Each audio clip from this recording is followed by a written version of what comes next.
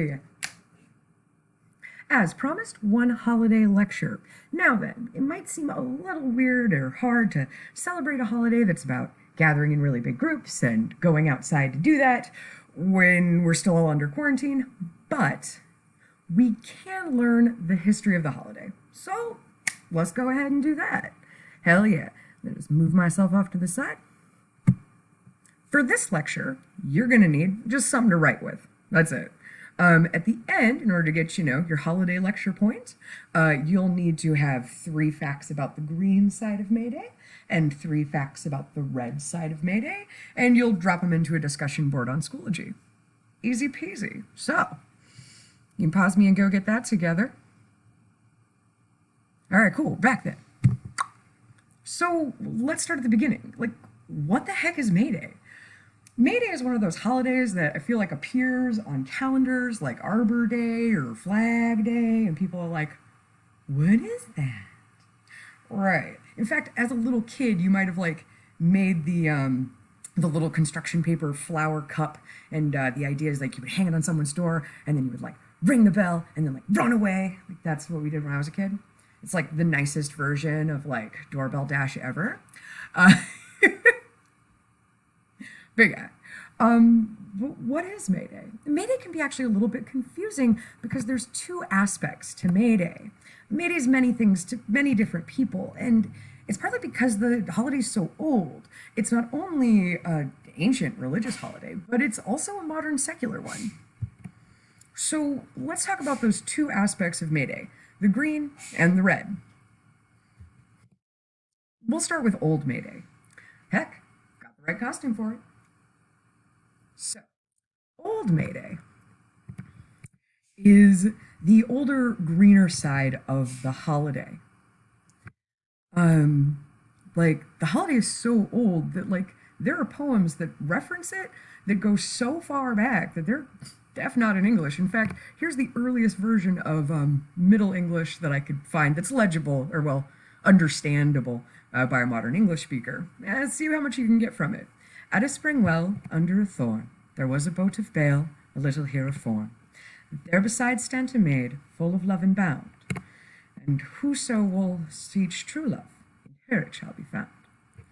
That's from 1390. So by the way, if anybody tells you they read Old English, double check that they don't mean they read the font. It's a whole other language at that point. So, let's talk about the origin story of Mayday. Mayday began in pre-Christian times. There was a Roman festival for the goddess Flora on April the 27th, while Purgasnacht was on May Eve, the day before May.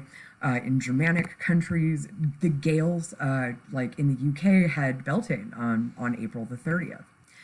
And it's the traditional beginning of summer holidays in many pre-Christian pagan cultures. Why might it be important to please the gods and mark time as spring turns into summer? Let's just stop and think about that one for a second. One word answer. We've talked about it a lot. Yeah, it's agriculture. It's always agriculture, right? What are all these old holidays about? They're about agriculture. So May Eve comes as the planting is all finished, but just as shepherds and their livestock are moving into the mountains for the summer months. There's good grass up there, provided, the cows don't freeze to death or nothing. Well, there's therefore 2 reasons for farmers to pray. The first one is fertility, right? It was vitally necessary that plants, animals, and humans make more plants, animals, and humans for the prosperity of the village. But also, safety is the other big one, right? None of that working is certain. Crops fail. Shepherds are totally eaten by wolves. By the way, the most common age for a shepherd was about 11 to 14 back when. So, that's like a 6th grader alone in the woods, many delicious sheep. See where I'm going with this, right? That's why a lot of fairy tales have children and wolves, by the way. Anyway, and even more dangerous than that is childbirth, which at the time was way more dangerous than being a shepherd. So there are also a lot of deities that were associated with this holiday. The first one is Cernunnos. Depictions of Cernunnos are super, super common.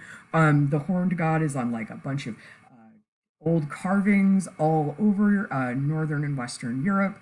The depiction that I have for you there is from the Gundestrupt cauldron, which was found in a Dutch bog, but is like, I don't know, like 1800 years old or something. It's old. All right. But yeah, Cernunnos was a god of prosperity associated with hunting and forests. You guys just did Renaissance art. Here's a depiction of Flora. Who's a Roman goddess associated with flowers and spring. See the word flora. Today we learned some Latin.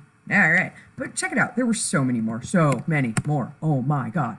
Over and over you see that like in these ancient depictions of the holiday. But I wouldn't want you to leave thinking that like that's only an ancient holiday. Nah, man. That's totally a holiday now. Check it out. I'm going to give you guys like a rundown on 6 modern Mayday festivals. Mayday in Hawaii, Mayday in the United States and Canada, Beltane in the UK, Vappu in Finland, Valabru in Estonia, and Walpurgisnacht in Germany. All right, so we'll move the map this way. All right, so Mayday, Hawaii, right? You familiar? Yeah. All right, so Mayday was established in 1929 and was a celebration of culture with dancing and food and leis, a lot of them, which often stretched into the following day. Each Hawaiian island had a different type of lei, and you can actually see the line of them on the picture, for the people from there to wear. The festival actually continues to grow every year, and the state of Hawaii has had to move it to larger and larger venues like every year. It's currently at the largest state park in Hawaii, so, right, leveling up is a bit crazy. Hell yeah. Move on over into the US. So Mayday was celebrated by early European settlers. And they would fill May baskets with flowers and little treats, cookies, and something like an oatmeal cookie was actually a con. It's called bannock, but whatever. All right. So, like I'd mentioned before, yeah, dude, you put all the stuff in a basket, and you put it on someone's porch, and then you ring the bell, and then you run away. Whole plan. There were also maypole dances, and you might have seen this before. It's a pretty common motif. The idea is that the dancers go over the person coming at them and then under the next, and by doing that, you weave the ribbons around the pole, right? Modern Mayday in the U.S. Varies from region to region. The picture there on the slide is actually from Texas. But many United States Canadian celebrations unite the green root of Mayday along with the red root. So the pagan traditions and the labor traditions exist together. All right, Valabru. Now then, normally I would have like an insane video for you guys of Valabru in Finland. Finland really likes heavy metal. It's a thing. But you can go Google up Valabru and see the insane heavy metal fireworks show that it is. So Valabru is from April the 30th to May the 1st, May Eve, right? May 1st is actually a public holiday called Spring Day. I'm not going to try to pronounce that because my Estonian. Oh no! All right, so Valabru is an important and widespread celebration of the arrival of spring in the country. I mean, y'all, it's really far north. It's Finland. All right, so it was influenced by German culture, but and the night originally stood for the gathering and meeting of witches. And so now in the modern holiday, you can see some festival goers there. Everybody dresses as witches, like there are brooms and hats and heavy metal and crazy fireworks, witch stuff. Yeah. Right? So there we are. And it's this huge carnival. All right. Next up, here we have Vappu. So students and former students, you can actually see that the people in that picture are pretty middle-aged, but they're still wearing little school caps. Yeah, right? They celebrate that by wearing those little caps. They get like noisemakers and whistles and balloons and bangles and baubles that all belong to Mayday. And it's like this insane, massive picnic day. Like people go out and they try to have like the best balloon picnic ever. Yeah. So during the festivities, traditional non-alcoholic mead or sema is served cold. So Tipalepa, which is a Finnish fritter, is the traditional sweet Mayday snack. Heck yeah, right? Basically, it's funnel cakes and honey juice. It's a lot of sugar going on, man. So much sugar. All right. Meanwhile, in Germany. All right. So we get Walpurgisnacht. So this was tradition in rural Germany. The celebration is of pagan origins and traditionally held on May Eve. It includes the bonfires and the wrapping of a May bomb. You know, bomb, tree, May, pole. Yeah, this is a big ass tree. Young people have parties that night, and like families use the following day to get some fresh air, dance into May, right? A lot of good festivals, loads of live music. In the Rhineland, May the 1st is also celebrated by the delivery of Maibaum, which is a tree covered in streamers to the house of a girl the night before. The tree is usually from a love interest, and like I like this idea. This is just like some over-the-top German. It is fantastic. Like, I like this girl. I'm gonna like leave some flowers on her porch. Yeah. Nah, man. I like this girl. I'm gonna decorate a whole tree, and I'm gonna leave it. Which is like amazing. Like, you have to sneak it there, right? Like, anyway, promposal, eat your heart out. Let's get back to Maibaum. Fantastic. So there's also a lot of folklore surrounding the holiday in Germany. One of the most prevalent mythoses and stories is that on May Eve, witches meet on the Broken Mountain, Mount Brocken, and party down with Satan. That actually appears in like a couple of books, like Goethe's Faust. Like here is an image of it, like from I think the woodcut's from the 1700s.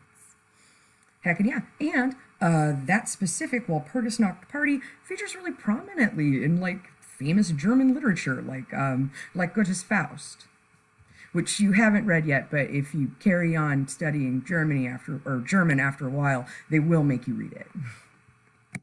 All right, so it's likely a reference, actually, like to the worship of Woden. Odin, you know, that guy, which actually lasted into the 1500s on Mount Brocken. And when you consider the Christian permeation of Europe at the time, like that's right. But yeah, people are still going all the way up the mountain to go worship some Odin. All right. Meanwhile, in the United Kingdom, we have Beltane. Beltane is a Gaelic festival that's halfway in between the spring equinox and the summer solstice.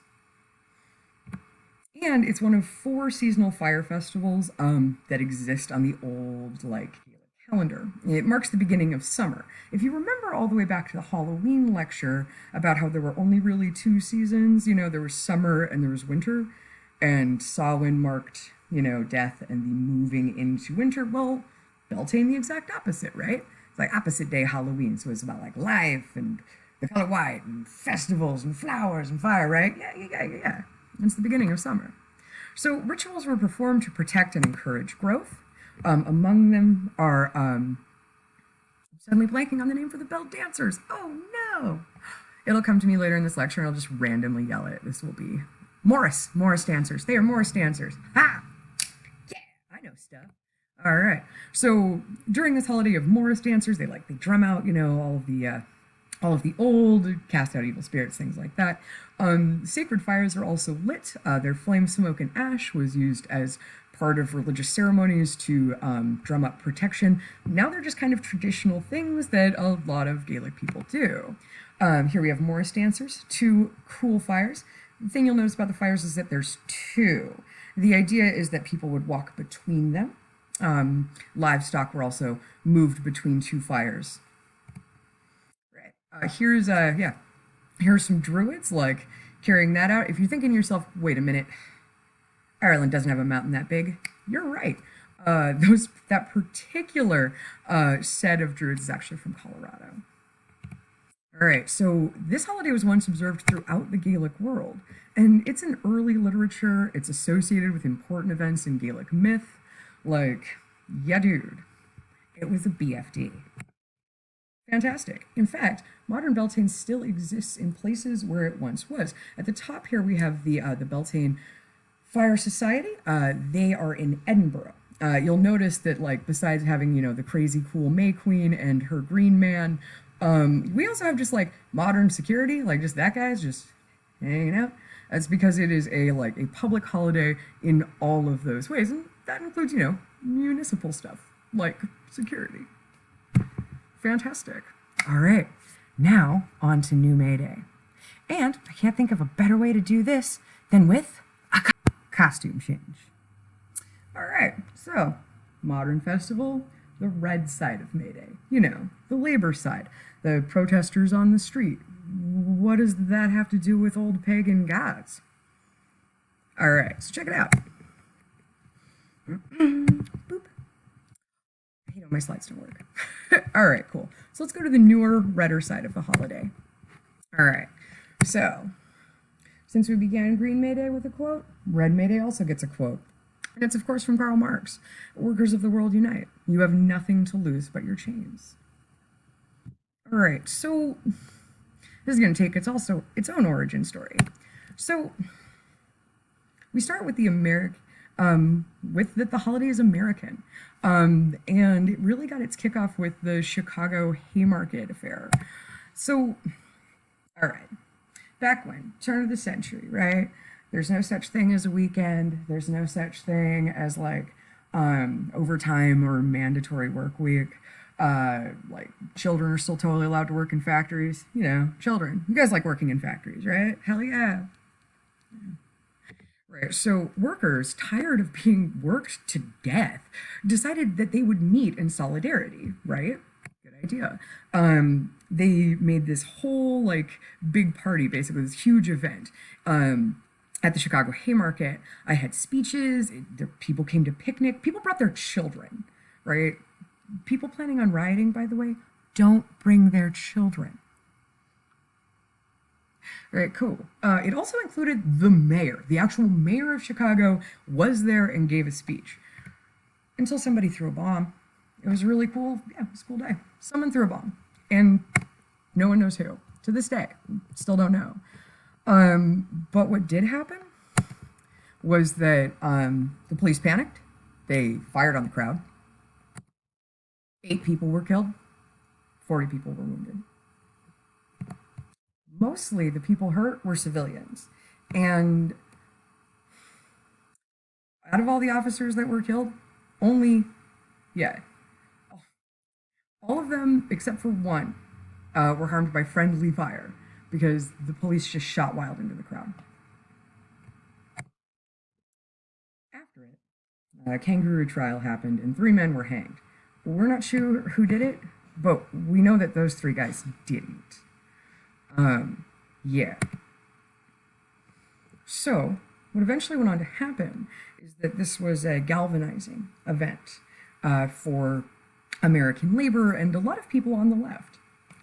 So, there were rallies, there was a lot of outcry, and the Haymarket 7, 7 people were tried, 3 of them were hanged, all of them were innocent. Actually did a lot to spur forward the workers' rights movement.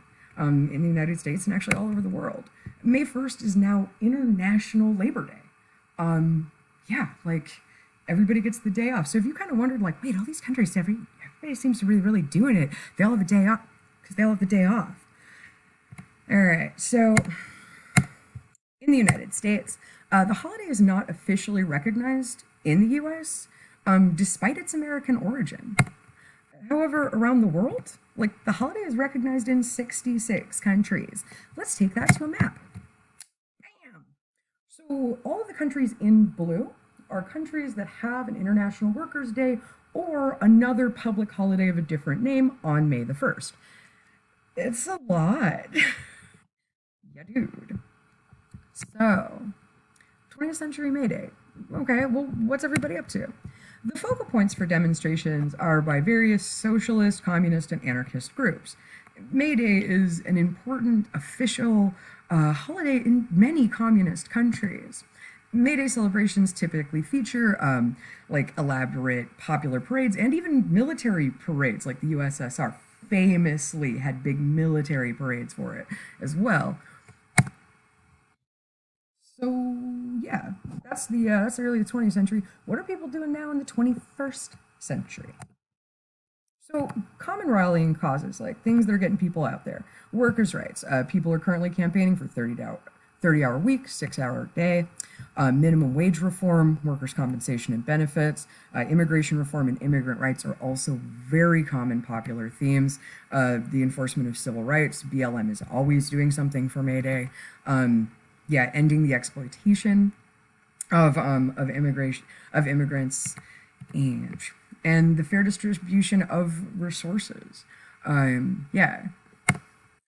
Next one up, anti-capitalist movements also all do stuff for May Day. The socialists, the anarchists, the communists, yeah, they're still out there in force. Can't confirm. Also, a lot of people do a bunch of refugee support that day. Climate justice and environmental issues are also common forefront. That's what people are there about. All right, and this is worldwide. Like, here's some cool pictures from Asia, man, and that's kind of all over. In Africa? Oh yeah, same. Europe? Mm. Even Oceania, which is relatively small, has demonstrations all over it. Here in Latin America next. I had almost forgotten. Latin America, if you remember from the map, is like the most blue. Like, probably out of all of the places where May Day celebrations exist, like, they're the biggest and most civically endorsed in Latin America. Anyway, North America. Yeah, these are all from the United States or Canada, by the way. It's San Diego with an immigrants' rights rally. That's Seattle. Oh, the can is tear gas. That is the or pepper spray. Apologies, pepper spray. The SPD is pepper spraying the crowd. And this is an old Occupy poster. Probably one of the largest May Day demonstrations in recent history. So let's get back to how they get together, right? May Day is many things. That's really your big takeaway from this lesson. There's the red side of May Day, and there's the green side of May Day. They all come together. And the trick is, like, what do they really have in common? So take a stop, look at your notes. The green side, right? Tell a partner or someone standing in the room near you or a cat or, I don't know, just the wall. 3 things you learned. Just double check your notes. Did you get 3 things on the green side of May Day? Did you get them? And then, of course, the red side of May Day. Yeah? Tell a partner 3 things you learned about the red side of May Day.